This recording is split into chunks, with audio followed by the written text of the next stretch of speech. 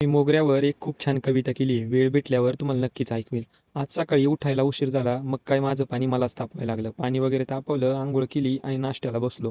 तर आज मम्मीने नाश्त्याला गरमागरम खीर केली होती. मी देखील आवरलं आणि निघालो खेडला, कारण आपला मित्र आज घेणार होता गाडी. आता नवीन गाडी घेणार म्हटल्यावर काय गडी फुल जोशातच होता, जसं काय मुलगीच बघायला चाललाय. हे आहे खेडचं महिंद्रा कंपनीचं शोरूम.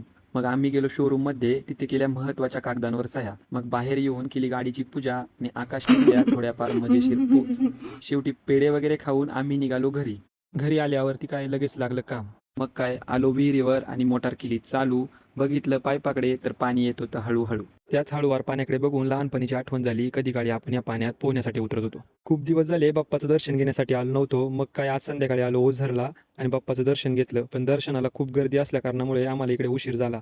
मग काय हॉटेलवर जेवायचा प्लॅन केला. स्टार्टरमध्ये काय मागवायचं तर सोयाबीन चिल्लीची दिली ऑर्डर आणि मेनूमध्ये सांगितल्या 2 भाज्या. त्यांना म्हणलं पटकन ऑर्डर घेऊन या.